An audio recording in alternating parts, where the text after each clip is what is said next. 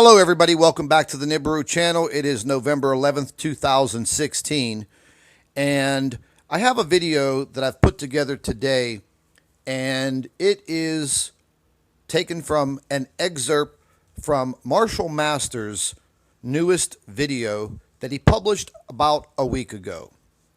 And in this video, Marshall talks about the debunking of Planet X Nibiru videos and photographs. It's very important that you listen very closely to what he has to say. Marshall has years of investigating Planet X. I also have a lot of respect for Marshall Masters because he is a driven man and driven to find the truth. So sit back, pay close attention, and here we go. I find it interesting that debunkers tend to ignore hoaxes like the one that Fluters posted, and they immediately go for observations that seem to ring true with people. So let's see how the debunkers attacked the Brazil observations. Here we see three debunking videos by Dark Energy, D5UNCR, and Dazza the Cameraman. All three use the same exact debunking attack. They focus on a brief moment of time just before the object of interest crests the mountains in the far field of view. These debunkers treat the object's halo no differently than the object, which serves their agenda because the object's halo briefly appears in front of land and sometimes in front of the water as well. All three debunkers present this as incontrovertible proof of a lens flare. So, are they right? As with the Fluters hoax video, let's consider the source, because there is a real difference between a debunker and a good cynic. A good cynic is looking for the truth, whereas debunkers simply want to have their ego stroked, and they'll take any cheap shot to get it. For this reason, do not become totally focused on what they're showing you. Rather, look for what they're not showing you. To prove the point, let's look at an example.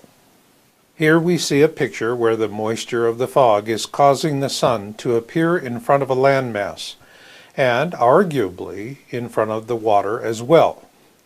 Keeping this in mind, please note that São Vicente, Brazil has a coastal, humid climate, and that all of the observations we have for April and September are very early in the morning at sunrise, a time when coastal residents will tell you to expect morning fog. And fog can be simply defined as a cloud on the ground. Therefore, this raises a simple question. Is it possible for the extreme moisture of morning fog to bend light? As you see in this inset image, light can and does bend. A good cynic would have made this point, but debunkers like Dazza the Cameraman are not interested in seeking the truth. They are agenda-driven people who want to sling mud so as to stroke their own egos. So, assuming for the moment that we had a video by a good cynic, would they have been looking at other things in the video as well that are difficult to explain? Yes, and one of them would have been infrared sensitivity. One of the things that is difficult with modern digital cameras is that some are sensitive to infrared and others are not.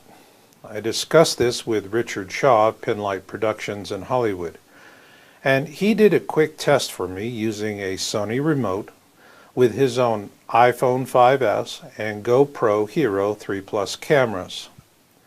What his test shows is that while his iPhone camera is not sensitive to infrared, his GoPro camera is. Regrettably, we do not know the exact model of camera used by the São Vicente feed, nor are we able to test it to see if it is in fact sensitive in the infrared range. Consequently, all we can do is speculate about infrared sensitivity as a possible explanation. And then there is another thorny question. The object of interest is only observed in the months of April and September.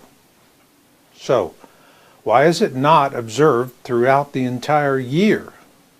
Let's ponder that one. As we saw earlier, the view from Earth's horizon is not the same as the view of the ecliptic from space, the ecliptic being the plane of our solar system. In this animation, we see the tilt of Earth's axis relative to the ecliptic as our planet orbits the Sun.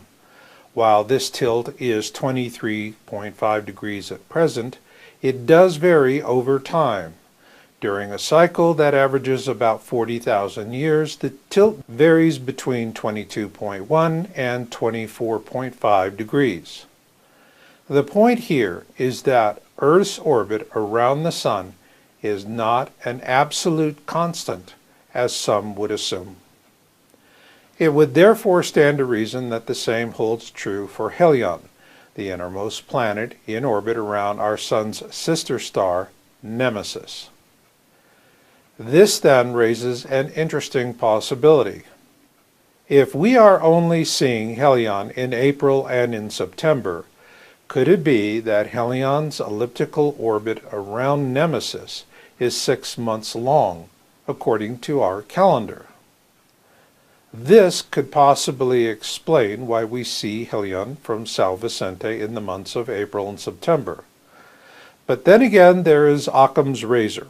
All things being equal, the simplest solution tends to be the best one. So what would that be? That April and September are the 2 months of the year when celestial alignments allow us a brief glimpse of the object of interest at sunrise. So with that, let's cut to the chase and ask the question that is no doubt on your mind. Is there a smoking gun? Yes, there is a smoking gun. And this is exactly the kind of evidence that an agenda-driven debunker like Dazza the cameraman does not want you to see. But see it now, you will. We have smoking gun direct evidence thanks to reports by Downsizing Oahu LLC on April the 4th and 7th, and another report by Dave B. on September 15th of this year. What these 3 observation reports from April and September offer is direct evidence that disproves the debunking argument of Dazza the cameraman and others who maintain that the object of interest is a lens flare. Keep in mind that lens flares occur just in front of or inside the lens itself. Ergo, when you see clouds passing across an object of interest in a gradual and natural way, you know it is behind the cloud. In other words, when you see a cloud moving in front of an object so that it becomes obscured, it cannot be called a lens flare. That being said, one of the videos you see here by Dave B. is without question the pick of the litter. So let's take a closer look at it. In his video refuting the debunking argument of Dazza the cameraman and others, Dave B. does what we call a shuttle jog. He goes forward and then backwards to conclusively illustrate that the object of interest is not a lens flare. This is important because what we're seeing in all the different observation reports in this program is 2 things. They come from all across the globe, and they consistently show us an object of interest to the right of the sun at its 3 o'clock relative to the horizon. Well, there you have it, ladies and gentlemen. Marshall Masters giving you his feedback on Planet X debunking. Now, this Dave the cameraman has been at this for quite some time. He has targeted my channel for the last 2 months. But once again, we will continue on and we will seek the truth. Even when we produce photographs, such as what is going across your screen, taken by a Mexican astronomer using sophisticated equipment, we will still be called liars, we will still be called fearmongers, and no matter what we do, the debunkers will be right there on our tail. Because that is what they are paid and ordered to do. They have an agenda the same as we do. However, their agenda is depopulation. Our agenda is life. And please make sure that you stay tuned to the Nibiru channel, because we will be bringing you more and more evidence as time goes on. And with that said, I'd like to thank all of our Nibiru watchers and subscribers. Your loyalty is greatly appreciated. I'd also like to remind you to make sure that you are subscribed to the Nibiru channel and share all of our videos with your friends and family members on Facebook and Twitter. And don't forget, you can still email your photographs and videos to NibiruPlanetX2016 at gmail.com. Your videos and photographs are very important. We would also like to remind you that you should come back to the Nibiru channel daily for all of our current updates. Create a bookmark or a direct link to the Nibiru channel, Planet X 2016. This is vital to stay informed. And as you go through life and your day-to-day, always remember, keep an eye in the sky.